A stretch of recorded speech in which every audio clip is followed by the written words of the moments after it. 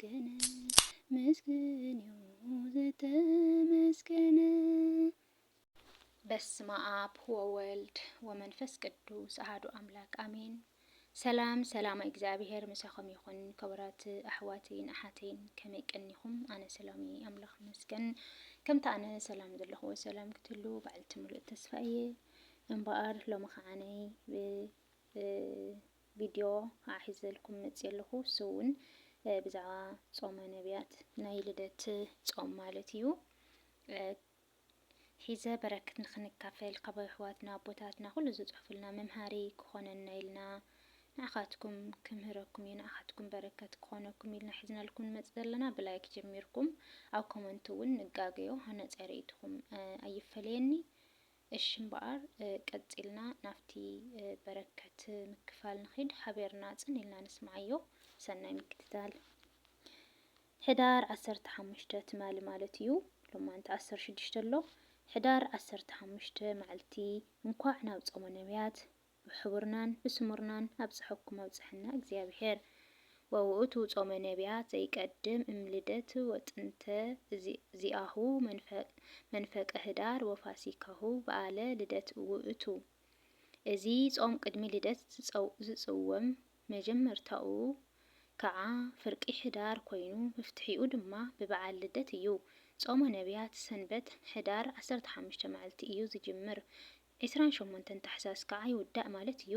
እዚ ጾም እዙይ ኣብ ሕጊ ቤተ ክርስቲያን ካብ ዘለው 7 ናይ ኣዋጅ ጾማት ሓደ ጾም ነቢያት ኮይኑ ኣበው ነቢያት ናይ ጎይታናን መድሓኒናን ኢየሱስ ክርስቶስ ካብ ሰማይ ምውራድን ከምኡ ድማ ካብ ቅድስት ድንግል ማርያም ምውላድን ብትንቢት መነፅር እናተመልከቱ ዝጾምዎ ጾም እዩ ዝነበረ። ሎሚ ድማ ኣመንቲ ኦርቶዶክስ ተዋህዶ ዝኾንና ንሕና ክርስቲያን ናይ ኣቦታትና ኣሰር ተኸቲልና እዋኑ ብጾምን ብጸሎትን ክነሕልፎ ይግባአና እዩ። ጎይታና ኣምላኽናን መድሓኒናን ኢየሱስ ክርስቶስ ስለና ርእሱ ኣትሒቱ ናብ ዓለም ምምጽኡን ናይ ዓለም ቤዛ ምዃኑን እንሓስበሉ ግዜ እዩ። ንኣዳም ኣቦና ትንቢት ዝተነገረሉ ዝጽበየሉ ዝነበረ ሱባኤ ከም ዝበጽሐ ዘበስር ጾም እዩ ጾመ ነቢያት። እቲ ትንቢት ድማ ከምዚ ይብል ነበረ። ካብ ጓልጓልካ ተወሊደ ከድሕነካ እየ ዝብል ናይ ተስፋ ቃል ዝፍጸመሉ ግዜ ከም ዝበጽሐ ዝተበሰረሉ ጾም እዩ። መርገመ ስጋ መርገመ ነፍሲ ዝጠፍኣሉ ዝተደምሰሰሉ ናይ ኣዳም ዕዳ ሓጢኣት በደል ጠፊኡ ድሕንነት ዝተረኸበሉ ጾም እዩ። እግዚአብሔር ንዓለም ንምድሓን ስጋ ሰብ ለበሰ።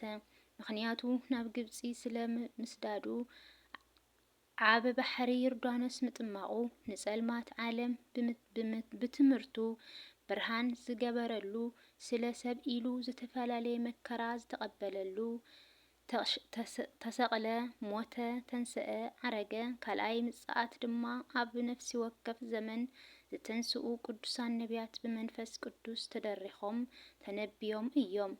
እቲ ትንቢት ክፍጸም ክርእዩ አንስ ኃይልከ ፋኑ እዴከ ኃይልኻ አልዕል ኢድካ ስደድ እናበሉ እግዚአብሔር ሰብ ዝኾኖ ግዜ ካብ ዝጽበዩ ሰዓታት መዓልታት ሰሙናት ኣዋርሕ ዓመታት ብጣዕሚ ብዙሕ እዮም ነይሮም። ብጣዕሚ ብዙሓት እዮም ነይሮም። እዚ ጾም እዚ ጾመ ነቢያት ተባሂሉ ይጽዋዕ ማለት እዩ። ምክንያቱ ናይቶም ነቢያት ጾም እግዚአብሔር ሰብስ ክኸውን እናተጸበዩ ዝነበሩ ነቢያት ትንቢታትን ጸሎትን ልመናን ኣብ ልደት ጎይታና ኢየሱስ ክርስቶስ ዝተፈጸመሉ እዋን እዩ ጾም ነቢያት። እቲ ንኣዳም ዝተነገረ ናይ ምድሓን መጽበዓ ስለ ዝተፈጸመ ናይ ኣዳም ጾም ተባሃለ። ከምኡ ድማ ናይ ኣዳም ጾም ጾመ ስብከት ተባሂሉ ይፍለጥ እዩ። ምክንያቱ እግዚአብሔር ሰብ ምዃኑ ወንጌል ዝመህረሉ እዋን ስለ ዝኾነ መወዳእታ ጾም ድማ ዕለተ ልደት ጎይታና ኢየሱስ ክርስቶስ እዩ። እዚ ጾም ብኸምዚ እውን ብማለት ይፍለጥ እዩ።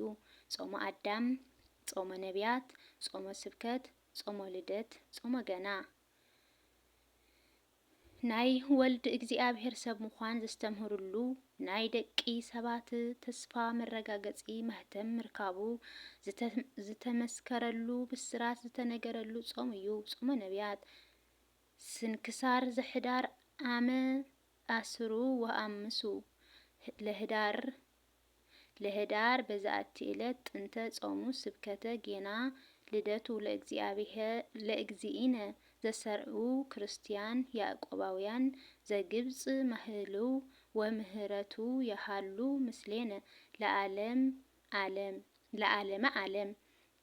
ሕዳር 15 መዓልቲ ናይ ግብፂ ክርስቲያን ናይ ያዕቆባውያን ብስንክሳር ሰርሕዎ። እዛ ዕለት ናይ ልደት ጾም መጀመርያ መእተዊ ዕለት እዩ። ወውእቱ ጾመ ዘይቀድም እምልደት ወጥንተ ዚአሁ መንፈቀ ሕዳር ናይ ልደት ጾም ዝጅመረሉ ካብ ሕዳር 15 መዓልቲ እዩ። አዳም ካብቲ ገነት ምስ ወፀ ሰማያዊ ክብሩ ብምስአኑ ይጸውምን ይጽልን ይበክን ነይሩ እዩ። እግዚአብሔር ነቲ ዝለመኖ ህያዋይ አምላኽ ስለዝኾነ 5500 ዓመተ ምህረት ምስ ሓለፈ ካብ ሰማይ ወሪደ ካብ ጓልጓልካ ተወሊደ ከድሕነካ እየ ኢሉ ንአዳም ቃል አተወሉ። ስለዚ ናይ ነቢያት ጾም ተባሂሉ ስለምንታይ እዩ ዝጽወም? ናይ ነቢያት ጾምን ትንቢትን ድማ ካብ ሰማይ ወሪዱ ብድንግል ማርያም ክጥነስ ክውለድ ከስቀል እዩ ኢሎም ይጾሙን ይንበዩን ነበሩ። ስለ ዘይተወለደ ዘይኮነስ አቦታትና ነቢያትናን ንልደቱ እናተመነዩ ነቲ ስጋዊ ቃል ንምርአይ ዝጾምዎ ጾም ንምዝካር ኢና ንሕና ኣብ ዘመንና ንጾም ዘለና ማለት እዩ። ጾም ዘየድልየና እንተዝኸውን ኢየሱስ ክርስቶስ ኣይምጾሞን ነይሩ። ልክዕ ከምቲ ነቢያት ዝጾሙ ክርስቶስ 40 መዓልትን 40 ለይትን ኣብ ገዳም ቆሮንጦስ ጾም ምሂሩና እዩ። ማቴዎስ 4 ፍቅዲ 1-3 ሉቃስ ምዕራፍ 4 ካብ 1-3 ስለምንታይ ጾመ ነቢያት 44 መዓልቲ ንጸውም? 40 መዓልቲ ልደተ ክርስቶስ ንኽኸውን ነቢያት ዘጾምዎ ጾም እዩ።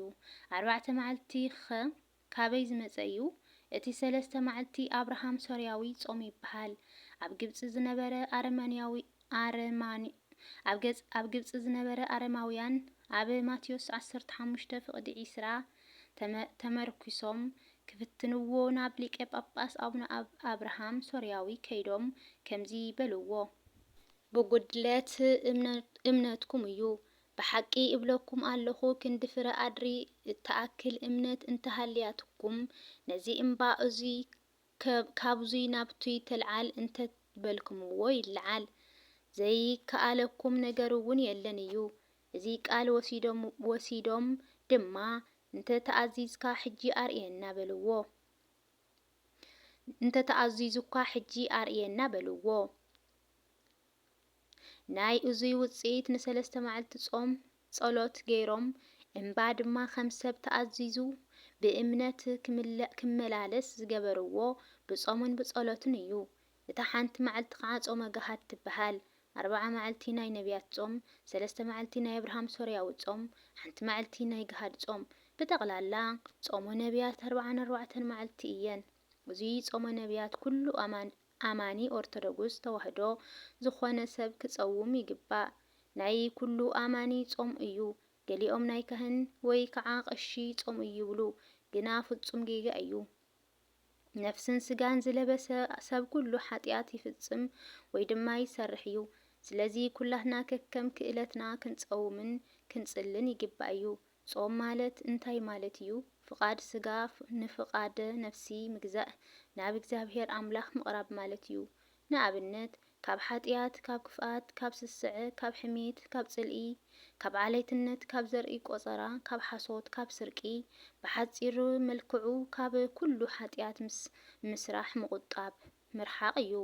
ክንጸውም ከለና ብዛዕባ ሃገርና፣ ብዛዕባ ህዝብና፣ ብዛዕባ ሰላምና፣ ብዛዕባ ስለ ቤተ ክርስቲያንና ክንጽሊ ይግባእ። ጾምና ኃጢአትና መደምሰሲ መንግስተ ሰማይ መውረሲ ይግበረልና እግዚአብሔር። ናይ ቅዱሳን አቦታትን ነቢያትን በረከትን ጸሎትን ምስ ኩላትና ህዝበ ክርስቲያን ይኹን አሜን። ሰናይ ጾም ይግበረልና። ወስብሐት ለእግዚአብሔር ወለወላዲቱ ድንግል ወለመስቀሉ ክቡር ይኹን አሜን። ምንጪ እምነቶም ለአበው ካብ ፌስቡክ ዘምጻኽዎ ቦና እግዚአብሔር ጸጋ ይብዝሐሎም። ከምቲ ዝሰማዕኹምዎ እዩ።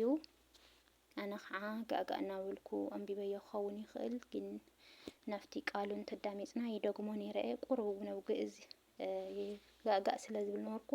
እቲ ክደግሞ ከለኹ ካልኣይ ፅኒኢልና ሰሚዕና በረከት ነካፈል። ናይ በረከት ሰባት ይበለና። ናይ ቅዱሳን ነቢያት በረከቶም ረድኤቶም ኣማላድነቶም ኣይፈለየና። ብካሊእ ቪድዮ እስካብ ዝመፀኩም ሰናይ ቅንያት ድሓን ኩንለይ። ነመስግኑ ንእግዚአብሔር ነመስግኑ ንእግዚአብሔር መስግኑ ዘተመስገነ መስግኑ ዘተመስገነ